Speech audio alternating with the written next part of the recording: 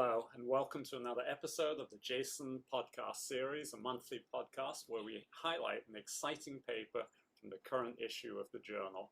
I'm Alan Yu, Professor of Medicine at University of Kansas Medical Center and Deputy Editor at JASN for Basic Science, and I'm joined by... I am Anna Peired, a research scientist at the Mayo Children's Hospital in Florence, Italy, and Junior Associate Editor at JASN. Thank you, Anna. Today, we're joined by Drs. Eunsil Hahm and Ryan Spear from Rush University Medical Center to discuss their interesting paper entitled Dysregulated Bone Marrow Contributes to Glomerular Injury through Soluble Factors. So to start off, would you like to introduce yourselves, please? Yes, hi, thank you so much for the invitation. My name is Eunsil Hahm. I'm a basic scientist, associate professor at Rush University Medical Center. My training is in immunology. During my PhD, I studied tumor immunology, focusing on how cancer cells evade the immune system and how to boost anti-tumor responses. After that, I did my first postdoc at the University of Illinois at Chicago, where I studied inflammation and neutrophil integrins. I then joined Dr. Reicher's lab at Rush for my second postdoc. That was my first step into nephrology. Since becoming faculty, my lab has been focused on how immune signals regulate kidney function, what drives injury, and what protects the kidney. So our goal is to suppress the harmful pathways and boost the protective ones, with a long-term mission of translating these insights into safer and more effective therapies for kidney disease. Hello, Alan and Anna. It's exciting to be here. My name is Ryan Spear. My doctoral and postdoctoral work both focus on immune cell states in chronic diseases. I'm now a postdoc at the University of Chicago, but previously I completed my doctoral studies in the lab of Dr. Hahm. Also during this time, I was a trainee in the Chicago chapter of the Kidney Urology Hematology Consortium and remained chair of the National KUH Trainee Steering Committee. In the Hahm lab, I worked on several projects within the realm of immune regulation of kidney function. I was the lead on the project that we're about to discuss. So traditionally, CKD was viewed mainly through hemodynamics and fibrosis, but systemic inflammation and immune activation are now recognized as central to its progression. CKD patients show altered circulating immune profiles, including increased monocytes, T-cell exhaustion, and dysregulated cytokines like TNF-alpha and IL-6. So your study takes this further by investigating the bone marrow, the source of these immune cells, and a relatively underexplored area. How did you become interested in the interface between the immune system and kidney disease? Yeah, thank you for the question. We all know that when the immune system goes off track, it can be bad for the kidney. And we also learned that some certain factors in the blood can slowly damage the glomerulus. But which cells make those factors and under what conditions, that was not clear. So my interest in this immune-kidney connection actually started during my postdoc in Dr. Reicher's lab, after his group had identified soluble urokinase receptor, or SUPAR, as a circulating factor that can damage the glomerulus. So when I joined, my project was very straightforward. Make SUPAR and when. We first asked whether SUPAR comes from immune cells or non-immune cells or kidney cells. What we found was that SUPAR is used in the bone marrow, specifically by immature myeloid cells that expand during systemic inflammation. So what really struck me was that unlike other systemic inflammatory models, in animals with kidney-specific injury, the mice developed heavy proteinuria, but they did not produce SUPAR, and their bone marrow looked absolutely normal. That was really telling us that SUPAR was not just a byproduct of a sick kidney, it was coming from outside of the kidney, from bone marrow-derived cells. This work, published in Nature Medicine in 2017, gave us an early hint that bone marrow immunity can actively drive kidney injury. The humanized mouse model we developed taught us something even more striking. When we transplanted blood stem cells from kidney patients into immune-deficient mice, those mice developed proteinuria. However, the mice received healthy stem cells from healthy donors.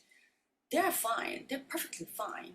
That really suggests that stem cells can carry disease information. At the time, we didn't really understand how this was possible, but our recent work has started to fill in the how. Bone marrow stem cells can be reprogrammed by chronic inflammation. They acquire an epigenetic disease memory that pushes monocytes into a pro-inflammatory state, leading them to secrete factors like SUPAR and ultimately impair kidney function. In nephrology, we often focus on blood tests or kidney biopsies. Those are important, but they can miss this upstream programming that begins in the marrow. So our data now provide evidence that these marrow changes are directly linked to human CKD. So I'm really glad to see growing interest in immune mechanisms of kidney disease, because I think a large fraction of kidney disease is still immune-driven and very understudied. Thanks, Eunsil. That's really interesting. So chronic inflammation, particularly as you show in this paper, through TNF-alpha seems to reprogram the bone marrow. So can you summarize what those changes are in the bone marrow, and how do you explain how that's linked to downstream SUPAR and how that leads to kidney injury? As Dr. Hahm outlined, mouse models and previous studies from bone marrow had clued us in on bone marrow immature myeloid cells as being the main source of SUPAR, thus regulating kidney injury. Yet several key questions remain. What are the relevant human cells in this story? On top of that, what are the upstream mechanisms that could be causing the generation of SUPAR secreting cells? Do the secreted soluble factors, including but not limited to SUPAR, end up affecting the kidney? So these are the major questions that we asked and the ones that guided our investigation. Accordingly, we collaborated with Dr. Fabio Vincente from UCSF, who acquired bone marrow aspirate and blood from CKD patients who are about to receive a kidney transplant.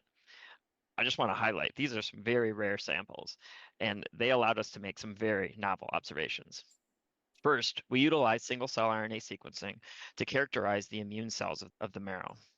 When compared to healthy bone marrow, the CKD patient bone marrow showed the most differentially expressed genes in the myeloid cell clusters, but not the lymphoid cell clusters.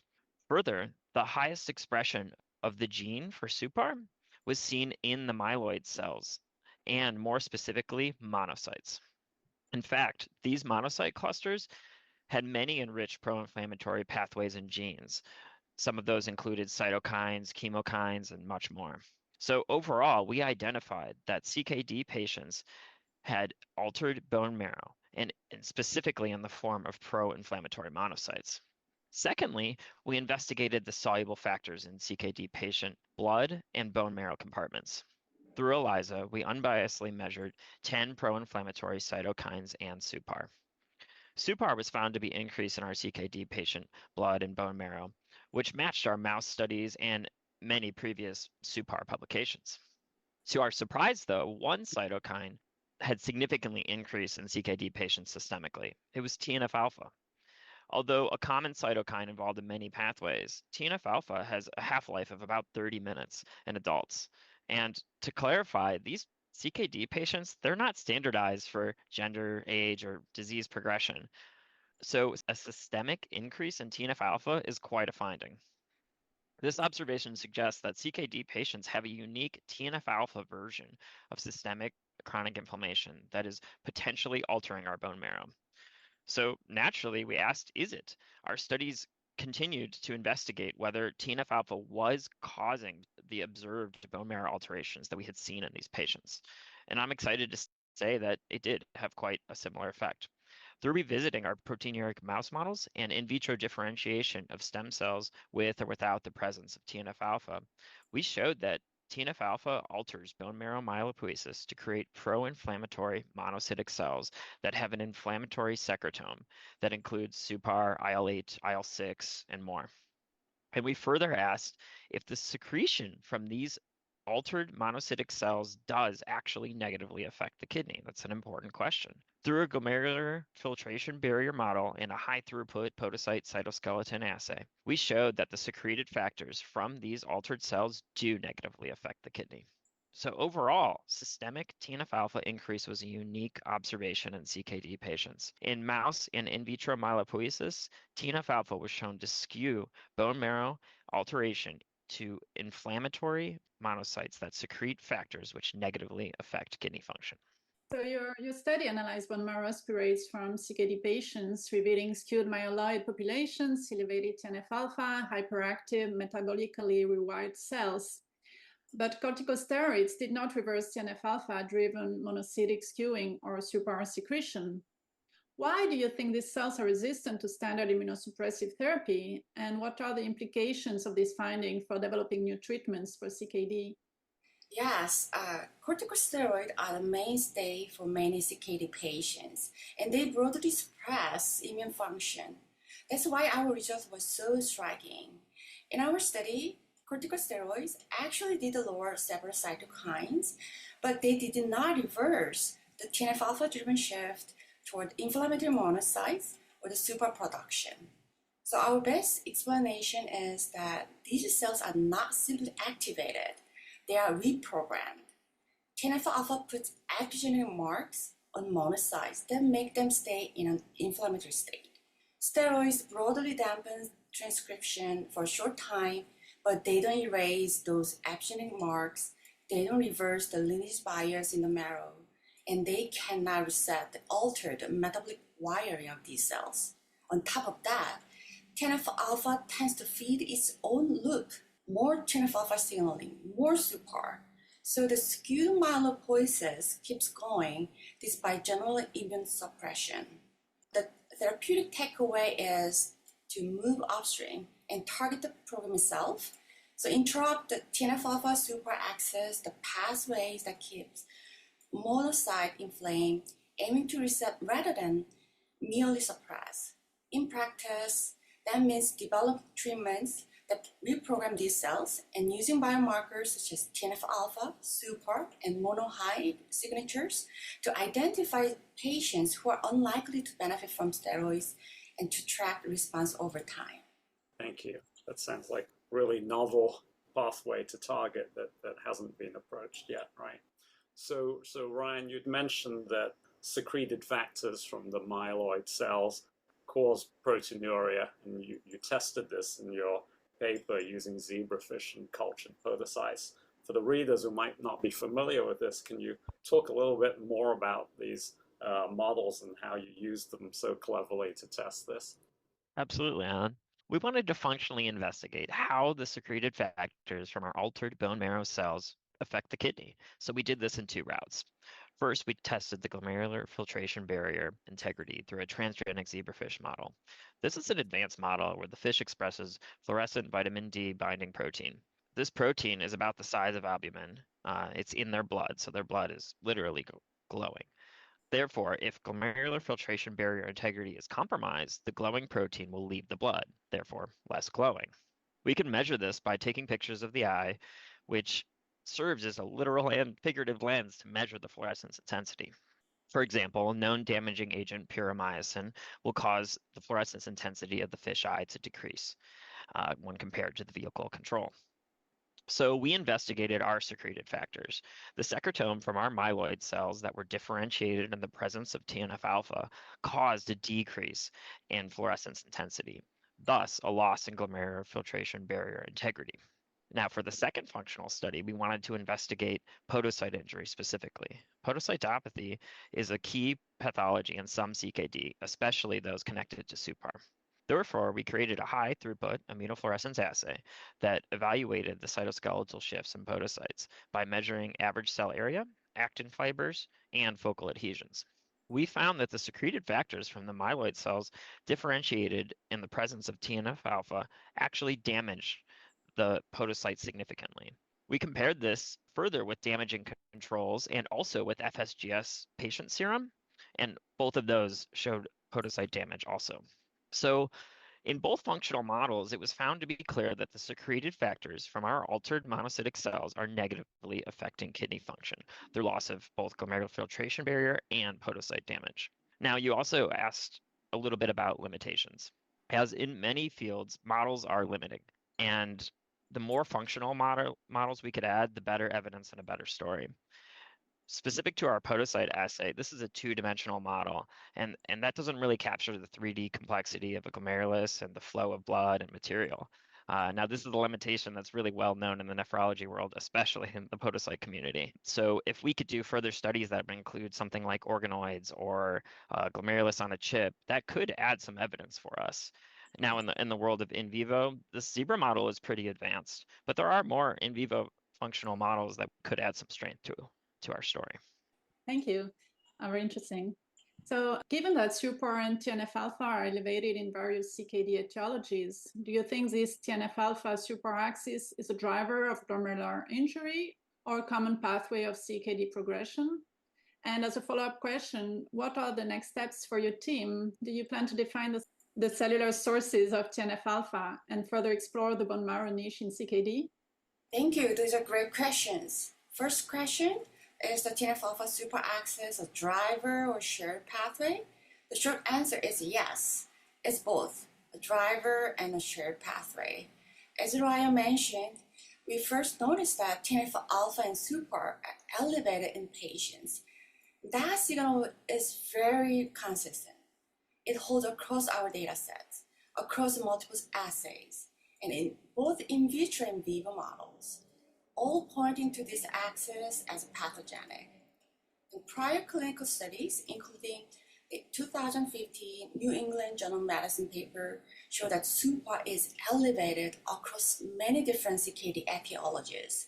And our data now show that TNF-alpha can directly induce SUPAR. So when you put all of that together, the evidence strongly supports the idea that TNF-alpha superaxis drives glomerular injury and serves as a common pathway of CKD progression. The second question, what's next? There's still a lot to do. Our study tells us bone marrow remodeling really matters for human kidney function and puts the TNF-alpha superaxis in the center of that story. But this is probably just the beginning. We need a complete view of the system, how marrow-derived immunity changes over time and space, how immune cells talk to each other, how they interact with the niche, how those conversations shift under chronic inflammatory conditions to ultimately stress the kidney. So I would say our next steps are first identify the cellular source of TNF-alpha with the marrow niche, and define how TNF-alpha retrains myeloid lineages and track their fate and trafficking, and test targeted strategies to reset the marrow and block super-mediated podocyte injury. Big takeaway is that we need to take a look at bone marrow immunity much more carefully. The TNF-alpha superaxis is just one pathway in that landscape. I'm sure there are many other still unknown pathways and molecules in the marrow that are important for kidney disease. I think uncovering those pathways is one of the major challenges and opportunities for our field. Thank you, very exciting. And so, my final question was expanding a little bit on this idea of what this could mean for patients in the future. You already talked about maybe targeting this in a more specific way than you could with steroids. What about the side effects of systemic anti-TNF therapy? And do you see this as a way to target CKD and other immune-mediated kidney diseases without some of those side effects? Yeah, systemic anti-TNF-alpha therapy can help some patients, but because TNF-alpha touches many pathways, broad blockade brings side effects and often falls short. So I think we need more focused strategies. As I said, find a target the cells that produce TNF-alpha, selectively target the super-producing monocyte population, and correct or even reset the altered bone marrow program.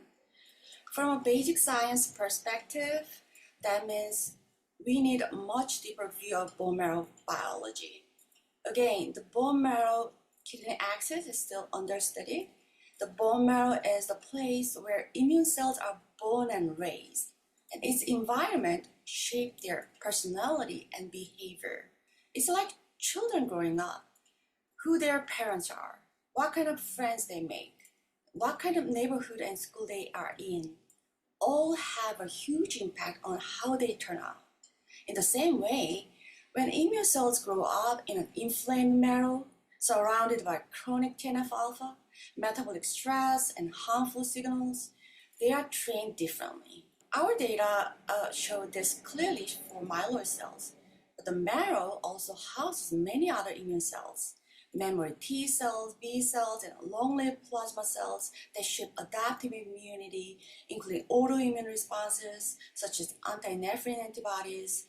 That's why we believe marrow programs could be powerful targets across CKD, including autoimmune and other immune-mediated kidney diseases. Thank you so much. I love your analogy. You make these children behave better, right? Yes. So I want to thank Dr. Hahm and Dr. Spear for a really engaging discussion, and congratulations on your paper in JASN. Thank you. Thank you for having us. Yes, thanks for having us.